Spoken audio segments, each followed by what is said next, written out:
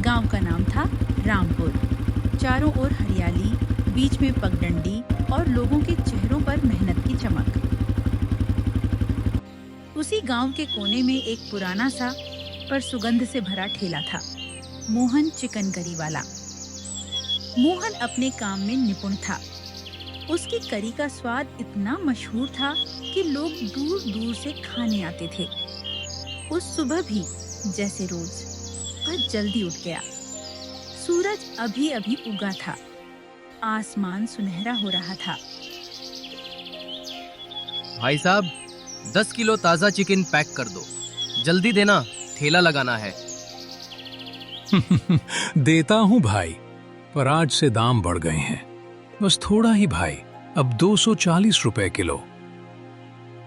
ठीक है, दे दे। और कोई चारा भी तो नहीं। वो चिकन लेकर चला आया, लेकिन दिल में चिंता थी। अगर दाम बढ़ा तो प्लेट भी बढ़ानी पड़ेगी। लोग मानेंगे क्या?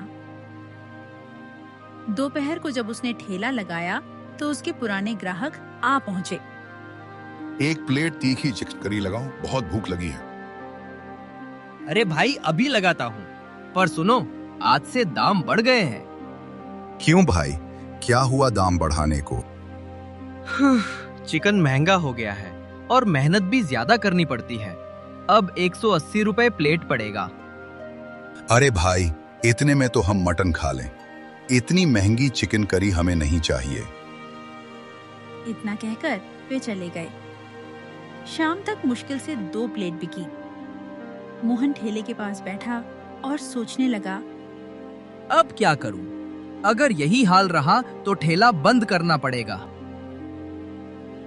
तभी एक अजनबी आया, धोती कुर्ता पहने हुए और चेहरे पर मुस्कान। भैया, एक प्लेट मटन करी दे देना। मटन नहीं है भाई, चिकन करी है। दूं क्या? अच्छा चलो वही दे दो, बहुत भूख लगी है। वो आदमी खाने लगा। कुछ देर बाद बोला, भाई, तुम्हारी करी में तो बड़ा स्वाद है, बस कमी है मटन की। आप ठीक कह रहे हो भाई, पर मैंने कभी मटन बनाया ही नहीं। हमारे गांव में तो मटन के ठेले बहुत हैं। अरे भैया, तुम्हारे गांव में वैसा मटन कोई नहीं बना सकता जैसा बिहार का होता है। मसाला और तीखापन बस वहीं का असली होता है। अच्छा, आप बिहार से हैं? हाँ भैया, वहीं का हूं। और मैं बता दूं, अगर तुम चाहो तो तुम्हें बिहार का असली मटन मसाला सिखा सकता हूं। अभी तो जाना होगा, काम है। फिर मिलते हैं। इतना कहकर वो चला गया। रात को जब मोहन घर लौटा, उसकी पत्नी गीता बोली, सुनो जी, वो सेठ फिर आया था पैसे मांगने। हमें जल्दी उसका कर्ज चुकाना होगा। कैसे दूं गीता? अब तो चिकन करी भी नहीं बिक रही। कहां से लाऊं पैसे? अगर ये नहीं बिक रही तो कुछ नया सोचो, कुछ ऐसा जो लोगों को पसंद आए। मोहन एकदम ठहर गया। अचानक उसे उस बिहारी आदमी की बात याद आई। गीता, लगता है अब हमारा स्वाद बदलने वाला है। कल से कुछ नया शुरू करते हैं।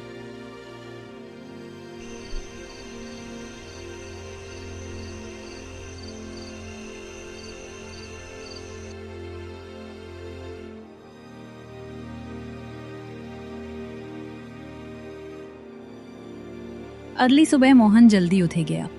आज उस बिहारी भाई को ढूंढना ही होगा, वही कुछ रास्ता दिखाएगा। वो पूरे गांव में घूमता रहा। चौपाल पर गया, चाय की दुकान पर पूछा, कुएं के पास बूढ़े केशव दादा से भी पूछा। दादा, कल एक बिहारी आदमी आया था, लंबा गोरा हंसमुख था, देखा कहीं? नारे मोहन, यहाँ तो ऐसा कोई नहीं दिखा। सोचते हुए वो बाजार की तरफ चल पड़ा। वहाँ एक मटन का ठेला था। मसालों की खुशबू हवा में तैर रही थी। वो पास गया तो देखा वहीं बिहारी आदमी मजे से मटन खा रहा था। अरे रघुवीर भाई, मैं तुम्हें पूरे गांव में ढूंढ रहा था और तुम यहाँ मटन खा रहे हो। अरे भाई, अब जा ही रहा था तुम्हारे गांव से, सोचा जाते जाते थोड़ा मटन खा लूं। भाई, आपने कहा था ना कि आप मुझे बिहारी मटन बनाना सिखाएंगे, वही सीखना है। उसमें कुछ बड़ा राज नहीं है भैया, जैसे तुम चिकन बनाते हो वैसे ही बनाओ। फर्क बस इतना कि उसमें खड़े मसाले, तेज पत्ता, लौंग, इलायची और प्याज थोड़ा ज्यादा डालना। और हाँ, मटन सरसों के तेल में ही पकाना, तब देखना स्वाद ऐसा कि लोग उंगलियां चाटेंगे। बस इतना ही भैया, दिल से बनाओगे तो स्वाद अपने आप आ जाएगा। धन्यवाद भाई, कल से मेरा ठेला मटन करी वाला ठेला बनेगा। और दोनों अपने अपने रास्ते चल पड़े, एक नया स्वाद और नई उम्मीद लेकर।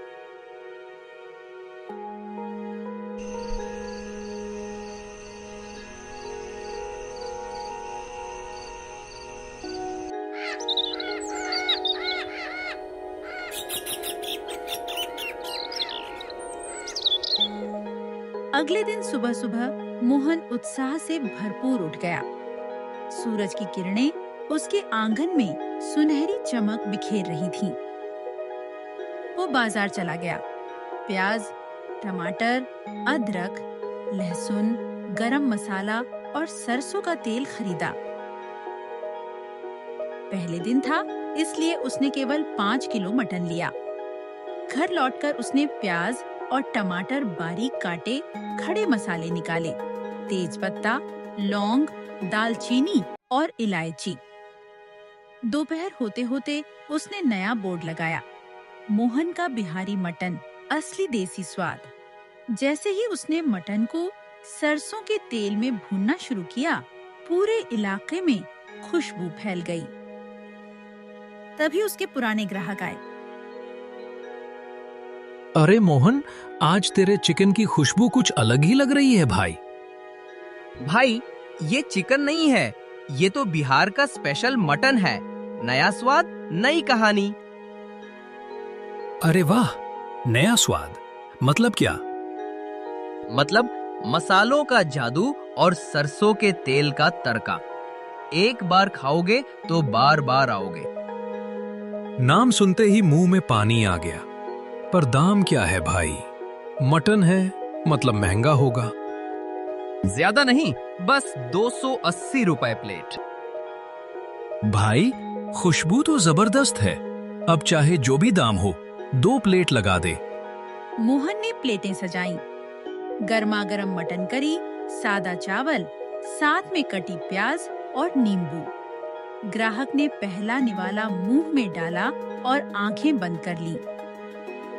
अरे वाह मोहन, क्या ही मटन बनाया है तूने। मसालेदार, मुलायम और ऐसा रसदार कि दिल खुश हो गया। तेरे बिहारी मटन की तो बात ही कुछ और है। अब गांव के बाकी मटन वालों की छुट्टी।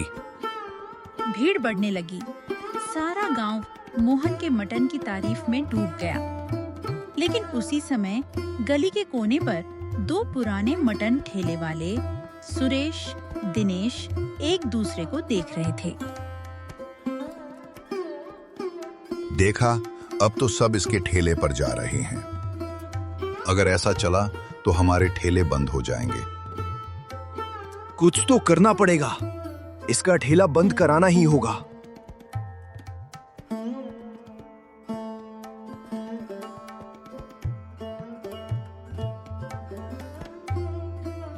अगले दिन सुबह मोहन पूरे जोश में था।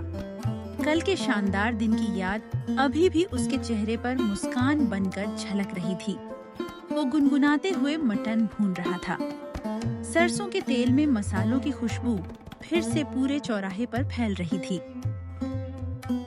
तभी उसके पास सुरेश और दिनेश आए। अरे मोहन भाई, जरा इधर तो आना, 2 मिनट बात करनी थी।